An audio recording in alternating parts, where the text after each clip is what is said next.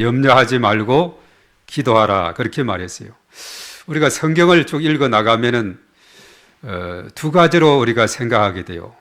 뭐뭐는 하지 말라, 또 뭐뭐는 하라 이렇게 돼 있는데 구약의 율법에 보면은 율법학자들이 하라 하지 말라 한 것이 613개라고 이렇게 분류를 했어요.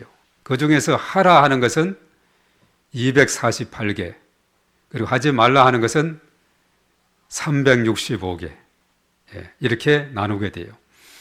그래서 율법을 잘 요약했다 하는 십계명을 보면은 하라 하는 긍정의 계명은 단 2가지, 나머지 8개는 부정의 계명이죠. 이 긍정의 계명은 제4계명하고 제5계명이죠. 안식일을 거룩하게 지키라. 5계명은 내 부모를 공경하라. 이렇게 되어 있죠. 나머지는 말라 나 외에 다른 신을 섬기지 말라부터 쭉 이렇게 나와 있음을 우리가 보게 됩니다. 자, 그런 관점에서 오늘 이 본문 짧은 내용이지만 빌립보서 바울의 옥중서신인데 여기에서 우리가 하라 하지 말라고 이렇게 잘 분류할 때, 자, 하라 하는 긍정의 말씀은 오늘 몇 가지가 있을까 하는 겁니다. 자, 몇 가지가 되는 것 같아요? 빨리 한번 찾아보세요. 오늘 이 말씀에서 뭐뭐 하라 하는 것은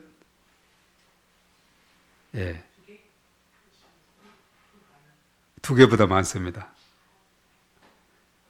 3개고. 자, 그러면 하지 말라 하는 것은 몇 개가 되겠어요? 염려, 이거 뭐라 그랬죠? 하지 말라, 1개가 있습니다.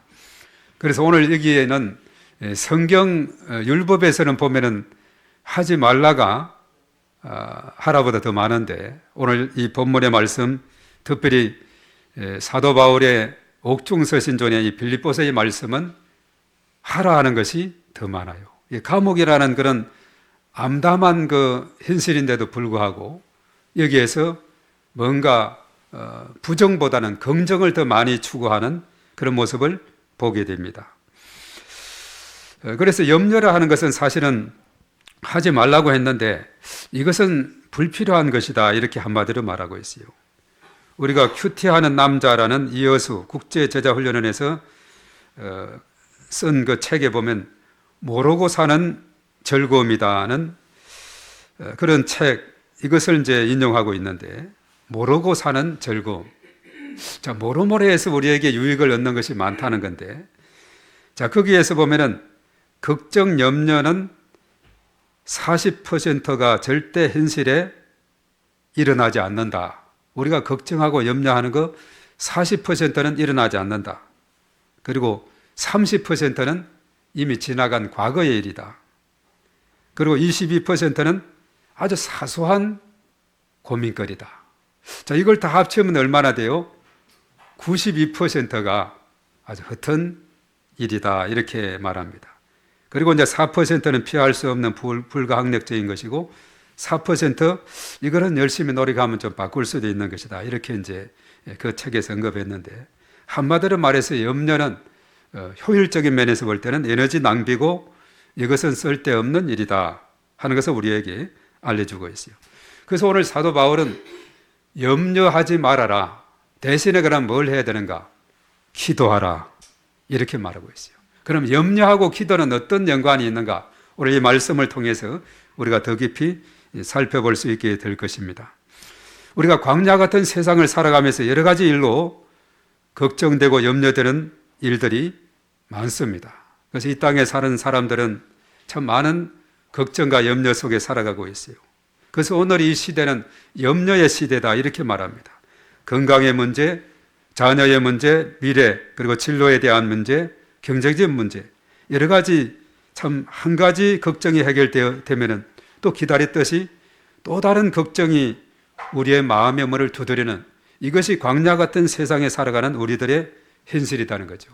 마치 이것은 이스라엘 백성들이 광야 40년 동안 이제 쭉 지나면서, 그렇죠, 홍해 바다를 건너니 이제 문제가 끝난 줄 알았는데 마라의 썸물을 만나고 또 단물로 바뀌어주고 또 엘림의 그런 축복을 만나게 되고 여전히 광야길은 계속이 되고 그래서 낮에는 구름 기둥, 밤에는 불 기둥으로 만나와 메추라기를 먹여주시는데, 자, 만나는 여호수아서 5장 12절, 오늘 아침에 제가 말씀 올린 거 보면은 여호수아 5장 12절에 보면 가나안 땅에 들어가서 첫 농사를 짓고 그것을 먹게 되자 만나가 그쳤더라. 만나는 한 40년 정도 가까이 내려주었어요. 메추라기 고기는 일시적으로 내리게 됐지만은, 그래서 이스라엘 백성들은 그런 광야의 여정을 지나가면서 목이 마르다, 배가 고프다, 또 여러 가지 태양이 뜨겁다, 밤에는 춥다, 정갈들이 우리를 문다, 그때그때마다 불평하고 원망하는 그들의 모습을 우리가 보게 되죠. 생각을 달리하면 변화가 일어납니다. 문제를 바라볼 것이 아니라 문제 해결자, 즉 하나님을 바라보는 이런 시야를 우리가 가지게 돼요. 우리의 시선을 하나님께로 향하게 될 때 그 문제는 이미 하나님께서 깨끗이 해결해 줄 줄로 믿습니다. 그래서 우리가 하나님을 향할 때 진정한 자유함을 누릴 수가 있습니다. 그래서 우리 믿음의 사람은 염려 속에 갇혀 사는 것이 아니라 믿음 안에서 기도함으로 극복해 나가야 되는 거예요. 이것이 세상 사람들하고 큰 차이라고 말할 수가 있습니다. 사람들은 문제를 만나면 당황하고 불평하고 원망하고 하지만은 우리는 그때그때마다 헤쳐나가야 돼요. 사람이 살아가다 보면 갑자기 무슨 일이 일어날 때가 있거든요. 그때마다 이것을 잘 지혜롭게 극복해 나가는 것이, 이것이 참 지혜의 사람이다 하는 것입니다. 오늘 첫 번째 잠언서 16장 9절의 말씀에 보면은 거기에서 인간의 한계와 하나님의 전능하심과 역사를 주관하고 인간의 모든 걸 주관하심을 거기에서 언급하고 있어요. 다 같이 시작.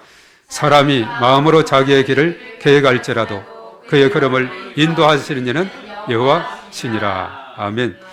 우리가 계획들을 세우고 있죠. 그러나 그 걸음걸음을 인도하시는 분은 누구라고요? 여호와 하나님이시다, 이렇게 말하고 있어요. 그래서 우리가 참으로 중요한 것은 내가 일을 계획하고 하지만은 그 모든 것을 주관하는 분은 하나님이시다, 이것을 우리가 기억을 해야 될 줄로 믿습니다. 오늘 사도 바울은 빌립보서라 하는 옥중 서신에서 갇혀있는 몸이에요. 자유의 몸이 아닙니다. 그러면서도 박혀있는 빌립보 교인들을 향해서 외치는 그 말씀이 세 가지의 긍정의 말씀을 하고 한 가지 부정의 말씀을 했죠. 자, 우선 우리가 쉽게 하지 말아라 한 그것이 뭐냐? 이것은 염려라 그랬어요. 우리의 마음을 갉아먹는 것이 염려라 그럽니다. 그래서 아무것도 염려하지 말라, 이렇게 말하고 있습니다. 그래서 바울은 그냥 염려하지 말라고 하지 않고 뭐라 그랬어요? 아무것도 염려하지 말라. 헬라 말로는 이 염려라는 것이 마음이 나누어지는 것이다, 이렇게 말하고 있습니다. 그래서 염려는 우리의 에너지를 분산시키고 하나님을 향한 신뢰를 흔들어 놓는 것이 염려하는 것이고 또 의심하는 것이라는 것. 이것이 믿음의 최대의 적이 됩니다. 그래서 염려는 우리가 하나님을 믿지 못할 때 나타나는 신앙의 적 신호다라고 말합니다. 그래서 이 시간에 우리 진노래는 염려거리를 우리는 내려놓는 것이 삶의 지혜인 거예요.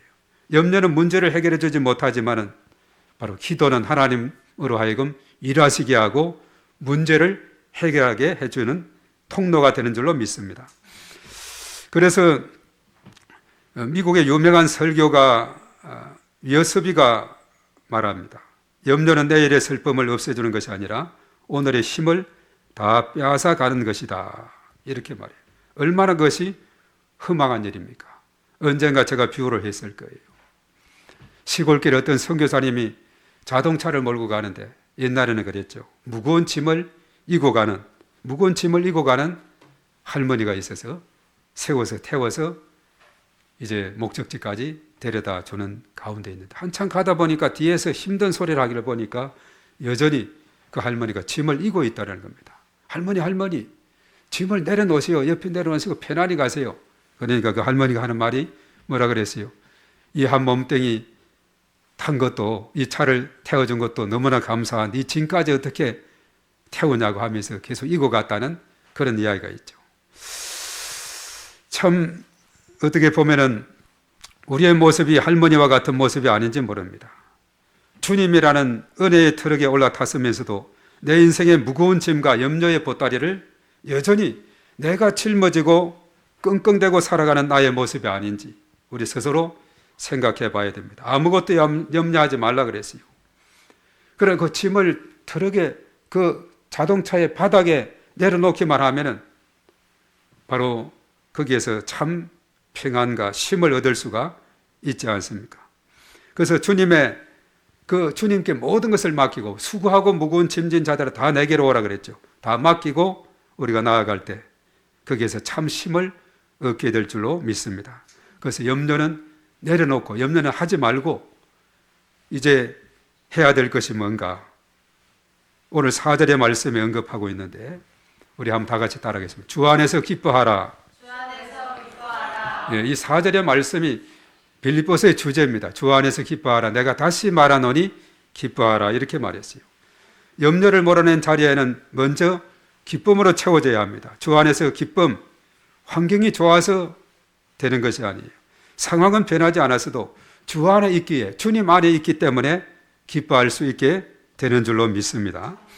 그래서 특별히 사도 바울은 빌립보서 4장 11절에서 13절의 말씀에 자신의 인생의 고백을 하고 있어요. 내가 주님 안에 있으니 이 감옥이라는 이런 상황 속에서도 나는 여기에서도 참 만족과 기쁨을 누린다는 거죠. 자, 빌립보서 4장 11절 내가 궁핍함으로 말하는 것이 아니라 어떠한 형편에서든지 나는 자족하기를 배웠노. 풍부에 처할 줄도 알아 모든 일 곧 배부른가 배고픔과 풍부와 궁핍에도 처할 줄 아는 일체의 비결을 배웠노라. 내게 능력 주시는 자 안에서 내가 모든 것을 할 수 있느니라. 아멘. 어떠한 상황 속에서도 내가 거기에서 자족함을 배우는 내게 능력 주시는 자 안에 있기 때문에 나는 모든 것을 할 수 있다. 능력 주시는 자가 누구겠어요? 바로 전능하신 하나님, 바로 우리 주님이 능력 주시는 분이 되는 겁니다. 그래서 우리가 주님 안에 있게 되면 우리가 생명을 얻되 풍성히 얻게 되는 은혜를 힘입게 돼요. 요한복음 10장 10절의 말씀에 그런 말씀하고 있어요. 다 같이 시작. 도둑이 오는 것은 도둑질하고 죽이고 멸망시키는 것뿐이요 내가 온 것은 양으로 생명을 얻게 하고 더 풍성히 얻게 하려는 것이라. 아멘. 그리고 그 다음에 14절로 내려가 보면은 다 같이 나는 선한 목자라 나는 내 양을 알고 양도 나를 아는 것이 아버지께서 나를 아시고 내가 아버지를 아는 것 같으니 나는 양을 위하여 목숨을 버리노라. 예수님은 우리의 선한 목자가 되셔서 우리에게 생명을 주시되 풍성히 주신다 그랬습니다. 그리고 우리가 목자에 대한 말씀이 시편의 말씀 23편에 우리가 너무나도 잘 아는 말씀이죠. 전에 우리 유영성 목사님 다 그것을 암송을 했는데 시편 23편의 말씀도 한번 봅니다. 시작. 여호와는 나의 목자시니 내가 부족함이 없으리로다. 그가 나를 푸른 풀밭에 누이시며 쉴만한 물가로 인도하시는도다. 내 영혼을 소생시키시고 자기 이름을 위하여 의의 길로 인도하시는도다. 내가 사망의 음침한 골짜기로 다닐지라도 해를 두려워하지 않을 것은 주께서 나와 함께 하심이라. 주의 지팡이와 막대기가 나를 안위하시나이다. 주께서 내 원수의 목전에서 내게 상을 차려주시고 기름을 내 머리에 부으셨으니 내 잔이 넘치나이다. 내 평생의 선하심과 인자하심이 반드시 나를 따르리니 내가 여호와의 집에 영원히 살리로다. 아멘. 여호와를 목자로 섬기게 될 때 부족함이 없도록 풍성하게 채워주신다. 이렇게 말하고 있죠. 그러니까 주 안에 있는 삶이 하나님의 능력 주신 자 안에 있는 삶이 얼마나 복된가를 사도 바울은 깨닫게 되어 있어요. 그래서 우리가 어떤 말씀을 암송하는 게 너무 중요합니다. 예수님도 사단의 공격을 받을 때 암송한 신명기의 말씀으로 물리쳤죠. 한 번 암송하고 가만히 두면 안 돼요. 한 일주일 있다 한 번 더 읽어보고 또 한 달 있다 읽어보고 이걸 몇 차례 하게 되면 완전히 내 것으로 암송이 되는데 암송 다 했다 해놓고 그냥 가만히 둬버리면 덮어두면 또 잊어버리는 것이 사람이죠. 그래서 우리가 이 말씀들을 잘 익혀나가는 것이 중요합니다. 그리고 또 해야 될 것 두 번째가 뭐냐 하면 너희 관용을 모든 사람에게 알게 하라. 용서의 마음으로 살아가는 겁니다. 이 관용의 뜻은 너그럽게 받아들이거나 용서하는 것이다 이렇게 말하죠. 사람은 마음이 불안하면 그 사람이 날카로워지게 돼요. 하지만 주님 오실 날이 얼마 남지 않은 그런 가운데 있기 때문에 믿음의 사람들은 주변 사람들과 너그럽게 살아가는 삶이 중요한 겁니다. 우리가 바다를 보면은 알 수가 있어요. 그 홍수 때 보면 이 바다는 육지에서 내려오는 모든 그 황토물과 모든 오물들을 다 그대로 받아주는 것이 바다다 이렇게 말하고 있죠. 바로 바다와 같은 넓은 마음을 가지고 상대를 이해하고 수용하고 용서하는 이런 믿음이 참으로 필요한 점이 있습니다. 왜냐하면 주님 오실 날이 가까이 임했기 때문에 그랬습니다. 주님 오실 날이 임박했기 때문에 서로 용서하고 사랑하며 살아도 너무나도 이 세상은 짧은 세상이고 짧은 시간들이 가고 있다 하는 겁니다. 그래서 관용의 마음으로 여유를 가지고 살아가는 삶, 이것이 중요한 겁니다. 우리가 구약에서 대표적으로 요셉의 이야기를 통해서 너무나도 잘 알게 되죠. 형들이 요셉을 노예로 팔아버렸지만 요셉은 어떻게 했습니까? 애굽에 내려가서 가진 고생과 종살이, 감옥살이, 그런데 나중에 국무총리가 되는 큰 영광을 얻게 되었을 때 그의 모든 가족들을 다 애굽 그 기름진 고센 땅 나일강 하루에 이주해서 살게 하고 그때 하는 말이 있었어요. 창세기 45장 5절의 말씀에 뭐라고 말을 했느냐? 다 같이 읽어봅니다. 시작. 당신들이 나를 이곳에 팔았다고 해서 근심하지 마소서, 단하지 마소서. 하나님의 생명을 구원하시려고 나를 당신보다 먼저 보내셨나이다. 예. 자신을 노예로 팔아 죽이려고 했고 노예로 팔아버린 형들에게 어떻게 이런 말을 할 수가 있었을까? 정말 바다보다도 더 넓은 요셉의 마음을 봅니다. 그리고 50절에 가서도 마찬가지. 20절에 다 같이 50장 20절에 시작.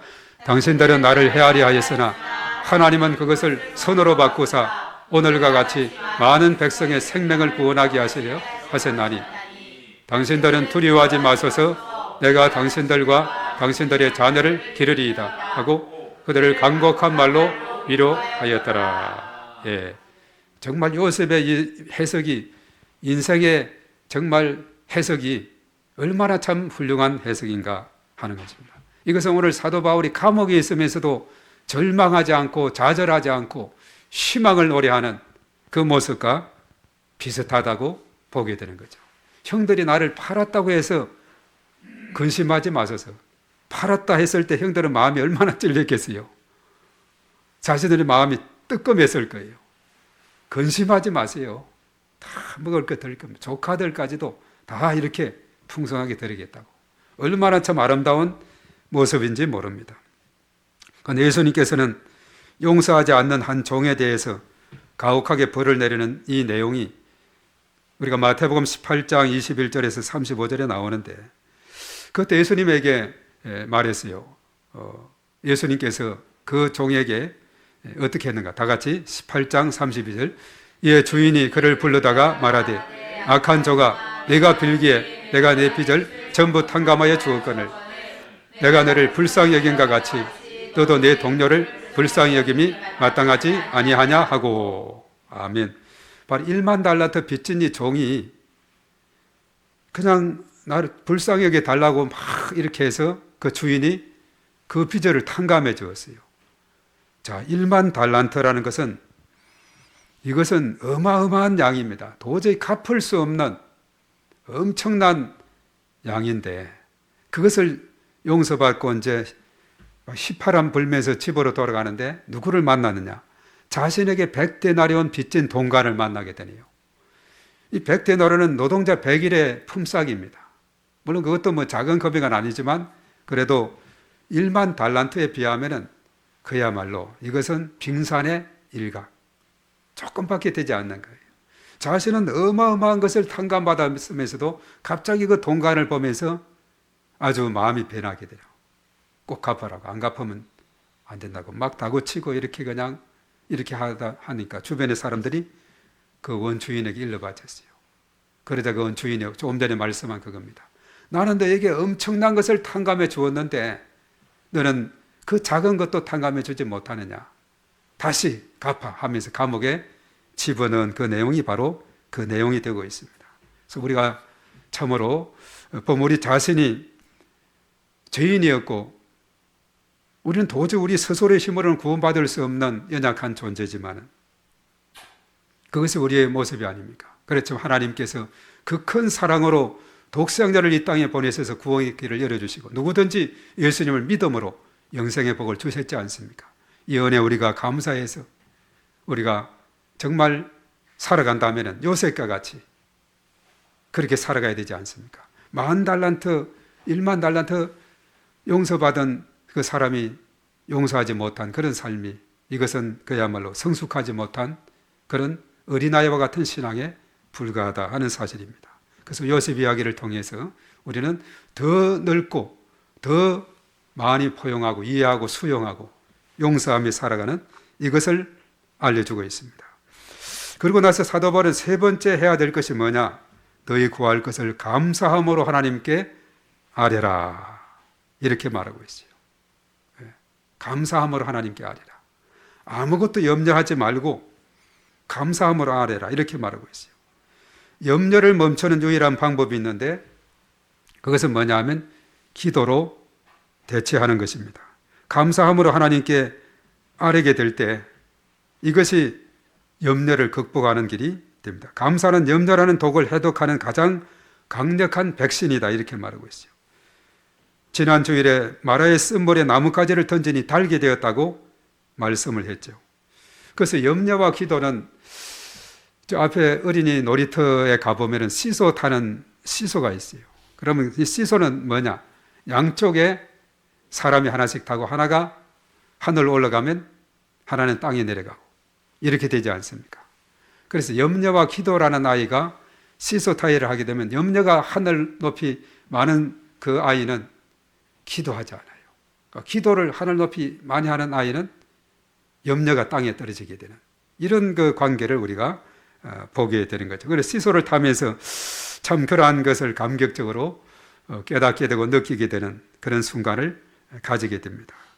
큰 일뿐만 아니라 아주 사소한 일까지도 하나님께 다 그것을 이야기하십시오. 이것이 바로 관계의 시작이 되고 염려를 털어내는 시작이 될 것이다 이렇게 말합니다. 자, 그리하게 되면 우리에게 약속하는 것이 있습니다. 오늘 본문 6절과 7절을 한 번 더 읽어봅니다. 다 같이 시작. 아무것도 염려하지 말고 다만 모든 일에 기도와 간구로 너희 구할 것을 감사함으로 하나님께 아뢰라. 그리하면 모든 지각에 뛰어난 하나님의 평강이 그리스도 예수 안에서 너희 마음과 생각을 지키시리라. 아멘. 7절 바로 저겁니다. 그리하면 하나님의 평강으로 너희 마음과 생각을 지켜주신다 이렇게 말하고 있어요. 우리가 이 땅에 살아가면서 하나님의 평강으로 우리의 마음과 생각으로 가득 차게 될 때 이것이 얼마나 복된 것인지 모릅니다. 하나님의 평강. 환경은 그대로 있을 수가 있습니다. 풍랑은 여전히 칠 수도 있어요. 그러나 하나님은 우리에게 마음과 생각을 지키는 평강을 주십니다. 성안을 지키는 파수꾼처럼 하나님의 평강이 불안이라는 적군이 우리 마음속에 들어오지 못하도록 굳게 지켜 주실 것입니다. 평안의 기도 응답에 바로 이 평안이라는 것은 뭐냐? 기도 응답의 신호이기도 해요. 기도할 때 마음이 평안하다면 바로 기도 응답의 정표가 될 줄로 믿습니다. 그래서 우리가 이 땅에 살아가면서 예수님을 믿는 사람들이 근심 걱정 얼굴이 찌그리고 살아가는 것은 바람직하지 못하다는 거죠. 그 염려를 내려놓고 아무것도 염려하지 말고 감사함으로 하나님 앞에 부르짖어 기도하며 나아갈 때 하나님께서 우리 마음속에 참 평안을 주신다는 사실이죠. 이 평안을 가지고 살아가는 삶 얼마나 아름다운 삶인지 모릅니다.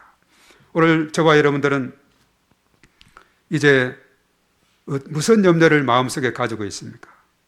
그 염려가 있다면 다 주님께 맡기세요. 선반에 하나씩 올려놓으세요. 누워있는데 염려가 생겨요.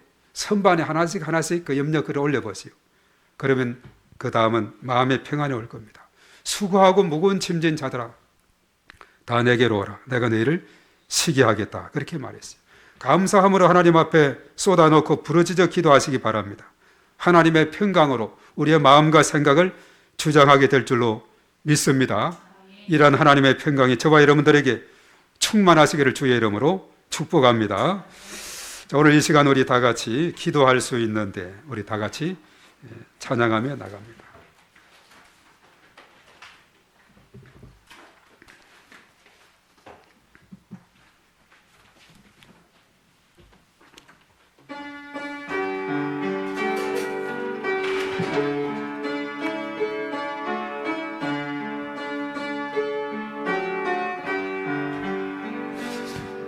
기도할 수 있는데 왜 걱정하십니까? 기도하면서 왜 염려하십니까?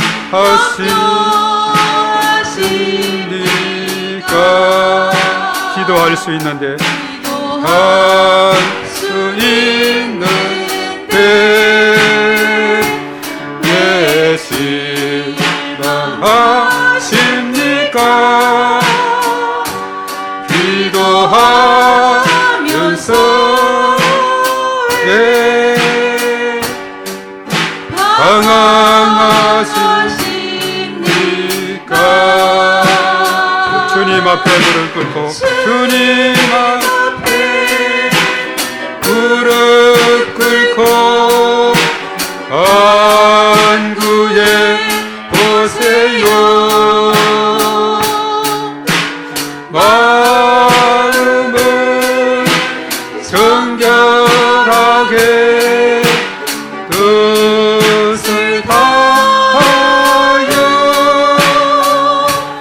기도할 수 있는데 왜 걱정하십니까? 기도하면서 왜 염려하십니까? 주님 앞에 무릎 꿇고 주님 앞에 무릎 꿇고 합니다. 주님 앞에 무릎 꿇고 간구해 보세요. 마음은 정결하게 뜻을 다하여 기도할 수 있는데 왜 걱정하십니까? 기도하면서 왜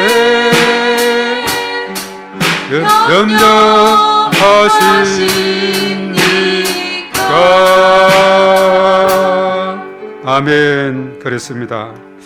우리가 기도할 수 있는데 왜 걱정하시냐, 염려하시냐 이렇게 말하고 있어요. 오늘 이 시간 우리가 결단의 기도를 할 텐데 우리가 잠시 눈을 감고 우리 각자의 염려 보따리를 주님 발 앞에 내려놓으시기를 바랍니다. 하나하나 다 내려놓게 될 때에 수고하고 무거운 짐진 자들아 다 내게로 오라 내가 너희를 쉬게 하겠다 말씀하신 주님의 음성을 듣고 우리가 이 시간 빈 마음으로 평안의 마음으로 주님께 나아가기를 원합니다. 모든 염려를 다 내려놓고 감사함으로 하나님 앞에 부르짖게 될 때 우리에게 참 평안이 있을 줄 믿습니다. 다 같이 주여 삼창하고 기도합니다. 주여 주여 주여. 존귀하신 하나님 아버지 감사를 드립니다. 오늘 빌립보서 말씀을 통해서 참으로 불안과 염려 속에 갇혀있던 저희의 영혼들을 깨우쳐 주시니 감사를 드립니다. 우리는 늘 입술로는 주님을 신뢰한다고 고백하면서도 작은 파도 앞에서도 마음이 갈라지고 염려라는 짐을 스스로 짊어지며 고통스러워했습니다. 주님 이제 결단합니다. 우리의 마음을 갉아먹는 염려를 멈추겠습니다. 대신 그 자리에 주 안에서의 기쁨을 채우겠습니다. 나를 힘들게 하는 이들을 향해 관용의 마음 우리가 품겠습니다. 무엇보다도 모든 일에 있어서 사소한 고민까지도 감사함으로 하나님께 아뢰는 기도의 사람이 되게 하여 주시옵소서. 우리가 기도하며 나아갈 때 세상이 줄 수 없는 하나님의 평강이 우리의 깨어진 마음과 흔들리는 생각들 그리고 그리스도 예수 안에서 견고하게 지켜주실 줄로 믿습니다. 기도가 염려를 이기는 기적을 삶의 현장에서 우리가 체험하게 도와 주시옵소서. 그러므로 인해서 우리 마음속에 하나님이 주시는 평강으로 넘치게 채워주시옵기만을 주여 간절히 바라옵고 원하옵나이다. 오 주님 믿습니다. 이 시간 저희들 각자에게 한량음 주의 넘치는 은총으로 은혜를 더하여 주시옵소서. 우리의 모든 무거운 짐, 염려, 근심, 걱정 다 주님께 맡기게 하시고 이제는 감사함으로 하나님 앞에 부르짖어 기도함으로 하늘의 문을 활짝 열어주시고 하늘의 놀라우신 권세와 능력으로 하나님께서 인도하여 주시옵소서. 할렐루야. 주님을 찬양합니다. 주의 이름을 높여드립니다. 주님 역사하여 주시옵소서. 오늘 이 시간 저희들의 마음속에 하나님이 주시는 평강으로 충만하게 더 충만하게 채워 주시옵소서. 주여 믿습니다. 아버지 하나님 감사합니다. 아버지 하나님 주님 주의 이름을 높여드립니다. 주여 믿습니다. 아버지 믿습니다.